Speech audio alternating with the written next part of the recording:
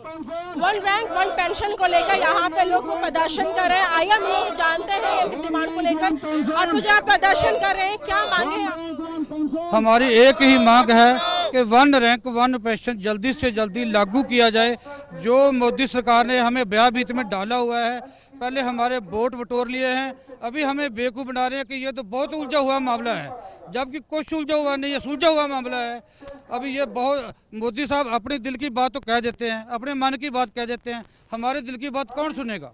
आज हम सुनाने के लिए आए हैं, जब तक जंतर मंतर से नहीं उठेंगे, जब तक हमारा मसला हल नहीं होगा। मन की बात कह देने से मात्र समस्या हल नहीं होती है। ये यदि इतना कॉम्प्लिकेटेड मैटर है तो जो सरहदों के ऊपर में हमारी विडोज वार विडोज जो इसके शहीद जो हो चुके हैं, उनके फैमिली इनकी तरफ देखते हैं, वायदा करते हैं, अपने कैबिन के अंदर में बैठ जाते हैं। ये बहुत ही समस्या देशवासियों के साथ में छलावा है। जिस प्रकार से किसान के साथ में है, ऐसे सैनिक के साथ में कैसे सुरक्षाएं सैनिक रहेंगी। जैसे हमारे सुरक्षा बल हैं, हमारे सैनिक है सीमाओं पर इसी आश्वासन के साथ डटे हुए हैं, लेकिन उनके साथ में धोखा 40 साल से हो रहा है। तो ये धोखा खत्म क्यों नहीं हो जाता?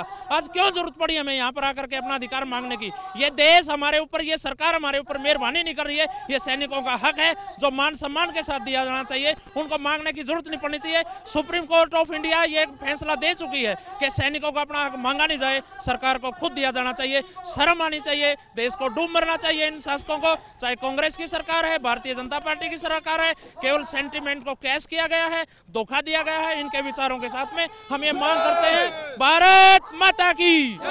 तो ये हम याद दिला देना चाहते हैं, प्रधानमंत्री जी, जिस प्रकार आपने रेवाड़ी के अंदर पूर्व सैनिकों के बलबूते पर इतना प्रचंड बहुमत लिया है, इतना ही प्रचंड हार तेरे सामने नजर आएगी इस भूतपूर्व सैनिक के साथ धोखा करने के लिए। ये हम याद दिला देना। इस तरीके से लगातार बीजेपी के जो किए हुए वादे जो है वो मुकरते हुए नजर आ रहे हैं और अब आप लोग यहाँ प्रोटेस्ट कर रहे हैं। लेकिन देखा जाए तो मोदी हुकूमत ने कह रखा है कि ये इतना पॉसिबल नहीं है, वो बहुत ऊंचा मामला है। पॉसिबल नहीं है, किसने कहा पॉसिबल नहीं है?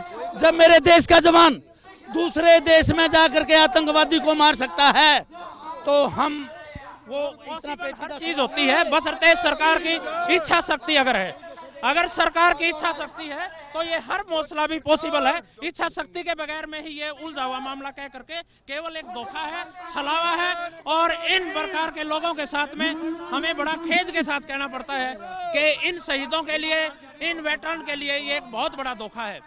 यहाँ पे मौजूद लोगों का कहना है कि जिस तरीके से ये शहीद जो है अपने जान पर खेलकर देशों की वो सुरक्षा करते हैं, उनका अपना जो फर्ज है वो अदा करते हैं, लेकिन जहां दूसरी तरफ पार्टियां वादों के बलबूते पर लोगों का विश्वास जीतती है, वोट बटोरती है, लेकिन जब वो सत्ता में आती है तो मुकरते हुए वादों से नजर आती है। और इसी के साथ ये लोग काफी नाखुश नजर आ रहे हैं बीजेपी हुकूमत से और उनका कहना है कि उनका जो हक है वो उन्हें मिलना चाहिए। और जिस तरीके से नरेंद्र मोदी ने वादे किए थे कि वो उनको वन पोजीशन वन रैंक दिला कर रहेगी, इस पर उन्हें काम करना चाहिए। मैं जॉयती सिंह, कैमरा पर्सन सतीश के साथ, मुंसिफ टीवी, दिल्ली।